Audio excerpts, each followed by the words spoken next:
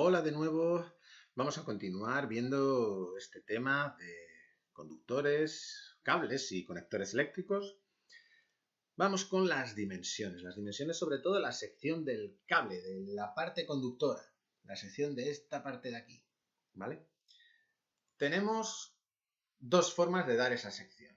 O bueno, dos formas habituales de dar esa sección que nos pudiéramos encontrar. Milímetros cuadrados. Esta es la forma habitual de dar las secciones en las instalaciones eléctricas de tierra. En nuestras casas. En nuestras casas, por ejemplo, el circuito de iluminación está alimentado por un cable de 1,5 milímetros cuadrados. El de los enchufes, por ejemplo, es de 2,5 milímetros cuadrados. ¿Vale? Así sucesivamente. El resto de circuitos, lo de la lavadora, la cocina eléctrica, aire acondicionado y tal, pues van teniendo otras secciones mayores.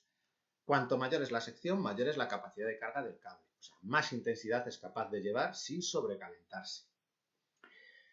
Podría ser esto así de sencillo en las aeronaves, pero resulta que en las aeronaves utilizamos una cosa que se llama calibre AWG, American Wire Gauge.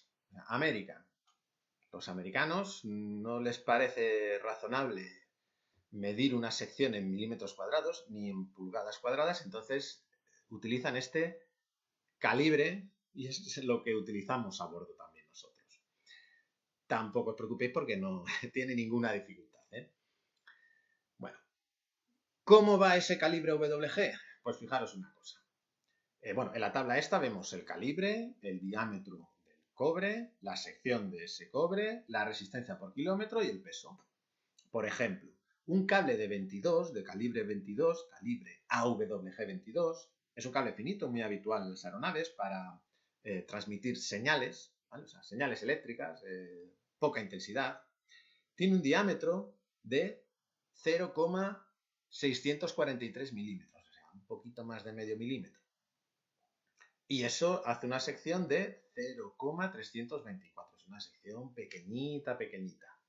Tiene una resistencia eléctrica por kilómetro más bien alta, porque claro, es un cable muy fino, entonces ya sabemos que la resistencia es inversamente proporcional a la sección, entonces si la sección es pequeña, la resistencia es alta. Pero es un cable fino, así que su peso en gramos por metro es bastante bajo. Vamos a ver, por ejemplo, otro cable más gordo, el de 10. El de 10 tiene un diámetro de 2,5 milímetros, una sección de 5,26, o sea, es un cable gordito, una resistencia mucho menor, pero un peso mayor. Y fijémonos en lo siguiente. Cuanto mayor es el calibre, menor es la sección del cable. O sea, un cable 24, AWG24 es un cable fino. Un cable AWG14 es un cable gordito. O más gordito. Lo vemos también en esta figura, ¿vale? El 4, 0, triple 0, doble 0 o 0 son gordos, ¿vale? El 1 es muy gordo también, el 2 es un poco menos, el 3 un poco menos, el 4 un poco menos, el 14 es un poco menos, aunque sigue siendo un cable con una capacidad de carga importante. Vale, importante también para la misma intensidad, el calibre WG de un cable de aluminio deberá ser 2 unidades menor al correspondiente de cobre. O sea, el de aluminio será un poquito más gordo. ¿Qué quiere decir esto? Si nosotros quisiéramos sustituir, por ejemplo, un cable de cobre de 16, calibre AWG 16, lo tendría que hacer por uno de aluminio de calibre 14. ¿Vale? O sea, 2 unidades menor para que sea un pelín más gordo. Por otra parte, por cada disminución en 4 unidades del calibre, aproximadamente, se dobla la capacidad de carga del conductor, o sea, la capacidad para llevar amperios del conductor. Lo vemos en esta tabla aproximadamente, ¿vale? Vemos que el 20 es capaz de llevar 11 amperios, cuando el cable está él solo. Cuando van en un mazo los cables, como se calientan los unos a los otros, su capacidad de carga disminuye.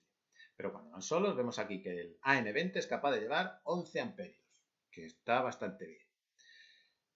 Y el 16, o sea, 4 unidades menos, este que es 4 unidades más gordo, es capaz de llevar 22, o sea, el doble. Genial. Vale, y del 16 al 12 van 4 unidades, pero aquí fijaros, ya no tenemos 44, tenemos 41. Y si este 4 unidades más gordo, ¿no? Vamos al 8 y decimos, hombre, 73, pues ya 40 el doble de 41 se me aleja bastante de 73.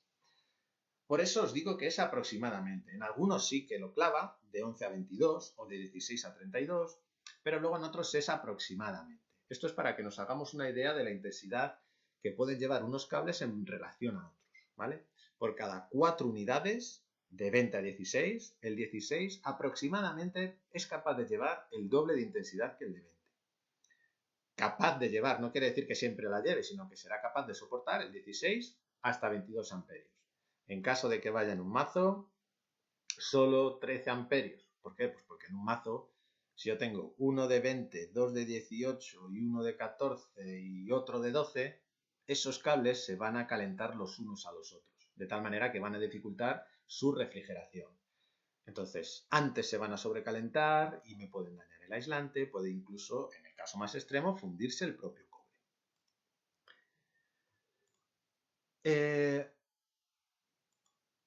Respecto a la intensidad máxima admisible, que es capaz de soportar ese cable, pues es ese mismo dato. O sea, lo que estábamos viendo en la tabla, estábamos viendo las intensidades máximas admisibles, que son las intensidades que puede soportar el cable sin sobrecalentarse.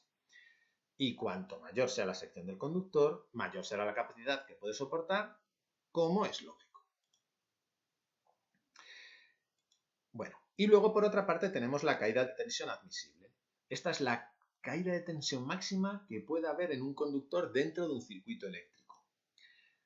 La caída se debe al efecto de su resistencia, de tal manera que los cables más finos tendrán una mayor resistencia y por tanto presentarán unas mayores caídas de tensión. Fijémonos en este cuadro que me resume las caídas de tensión máximas permisibles en función de la tensión del sistema que tenga en la aeronave. Si es una aeronave, pues una avioneta con un sistema de 14, si es, por ejemplo, un turbohélice, un pequeño turbohélice o un helicóptero que tenga un sistema de 28, o aeronaves con sistemas de generación de corriente alterna de alta tensión de 115, 200 voltios, ¿vale? 115 de fase, 200 voltios de línea, recordemos.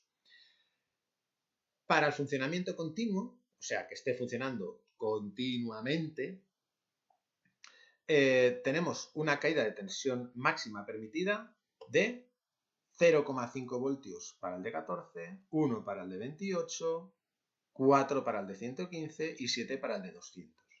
Mientras que para funcionamiento intermitente, o sea, pues yo que sé, sacar los flaps o meter los flaps o este tipo de cosas que se hacen pues una vez por vuelo o dos veces por vuelo o una vez cada 2 horas por vuelo, o sea que no se hacen de manera continua, sino que son de manera intermitente, me permite una caída de tensión máxima de 1, 2, 8 y 14. O sea, fijaros, estos valores son el doble que estos de aquí. Si observamos un poco o analizamos un poco estos valores, básicamente lo que tenemos es que la caída de tensión máxima permisible es un máximo, será un máximo del 3,5% del valor de la tensión nominal. Lo vemos aquí. Este dato, 3,5%, importante de memorizar. Bien. El retorno de la corriente es, recordemos, a través de la estructura. O sea, no tenemos cables negativos, por así decirlo. No tenemos retorno, sino que allí donde está el componente le llega un cable positivo y del componente, ¡pum!, lo pinchamos a la estructura. Las estructuras van a ser, en la mayoría de las aeronaves, al menos de momento, son metálicas, son muy buenos conductores de la electricidad y se considera aceptable una resistencia máxima en el retorno de 5 milésimas de ohmio. O sea, no podemos decir, bueno, eso es cero. Bueno, es muy bajo, pero sobre todo si no tenemos bien gestionado lo que llamamos el electrical bonding, la unión eléctrica de las estructuras, podemos tener aquí igual, pues en vez de estas 5 milésimas, igual tenemos 0,5 ohmios.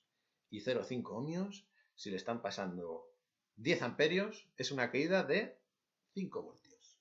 Entonces, es algo que hay que comprobar y hay que asegurar que todas las masas están bien puestecitas, bien atornilladas, que no hay corrosión, que el contacto es perfecto, para que el retorno, para que la conexión a masa sea, bueno, esté dentro de los límites que me permiten. Limitaciones que tienen los cables de aluminio. no se utilizan cables de menor sección al 8, AWG8. El poner aquí un AL quiere decir que el cable es de aluminio. AWG8 es un cable bastante gordo. ¿Qué me quiere decir esto? Que AWG10, o sea, un cable de aluminio de AWG10, no lo puedo utilizar. Sería demasiado fino, y eso que sigue siendo un cable un poco gordo. ¿Vale? Eso es porque el aluminio es más frágil que el cobre a la hora de hacerlo hilos. Entonces, bueno, para no tener problemas de ese estilo, decimos, venga, aluminio solo cable gordo. No se instalará tampoco en zonas donde las vibraciones sean altas. ¿Por qué? Porque es frágil y esas vibraciones van a deformarlo y van a romper poco a poco los alambres que forman el hilo. De tal manera que me va a ir aumentando, allí donde se rompe un alambre, me va a aumentar un poquito la resistencia y esto no es bueno para el cable, lógicamente.